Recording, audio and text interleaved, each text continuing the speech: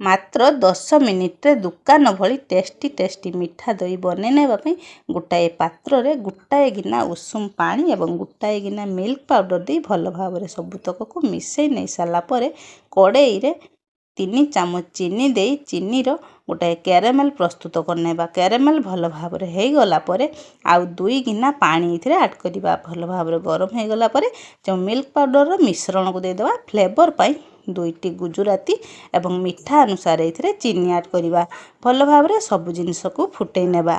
ଭଲ ଭାବରେ ଫୁଟିଗଲା ପରେ 2 ମିନିଟ୍ ପାଇଁ ଆକୁ ଭଲ ଭାବରେ ଫୁଟେଇ ନେଇ ଆକୁ ବାହାର କରି ଥଣ୍ଡା କରିନେବା। ତାରି ଭିତରେ ଆମେ ଗୋଟାଏ ଛଣାରେ ଛାଣିକି ରଖିଥିବା ଖଟା ଦହି ନେଇନେବା 3 ଚାମଚ ଗୋଟାଏ ଗିନାରେ ଏବଂ ଏଥିରେ 3 ଚାମଚ ଦେଇଦେବା କର୍ଣ୍ଣଫ୍ଲୋର। କର୍ଣ୍ଣଫ୍ଲୋର ଦେଇସାରି ଆକୁ ଭଲ ଭାବରେ ସବୁତକକୁ ମିଶାଇ ନେବା। ଯେମିତି ଗୋଟାଏ କ୍ରିମ୍ ଭଳିଆକୁ ନା ଭଲ ଭାବରେ ଆମେ ଆକୁ ଫେଣ୍ଟି ନେବା।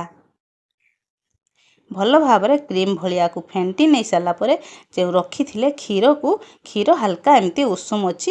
ଉଷୁମ କ୍ଷୀରରେ ଦହି ଏବଂ କର୍ଣ୍ଣଫ୍ଲୋରର ମିଶ୍ରଣକୁ ଦେଇଦେବା।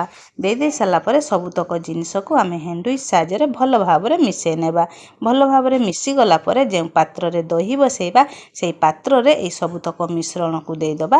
ସବୁତକକୁ ମିଶ୍ରଣ ଦେଇ ସାରିଲା ପରେ କଢ଼େଇରେ ଫୁଟନ୍ତା ପାଣିରେ ଗୋଟାଏ ଷ୍ଟାଣ୍ଡ ରଖି ଷ୍ଟାଣ୍ଡ ଉପରେ ଗୋଟାଏ ଜାଲି ଥାଳି ଦେଇ ଏହି କ୍ଷୀର ପାତ୍ର ଦେଇ ତାପରେ ଗୋଟାଏ ପ୍ଲେଟ୍ କଭର କରି ତା ଉପରେ ଗୋଟାଏ ଥାଳିକୁ କଭର କରି 10 ମିନିଟ୍ ପାଇଁ ଛାଡ଼ିଦେବା। 10 ମିନିଟ୍ ପରେ କଭର କାଢ଼ି ଦେଖିନେବା କି ଦହି ଆମର ବହୁତ ବଢ଼ିଆ ସେ ସେଟ୍ ହେଇଯାଇଛି।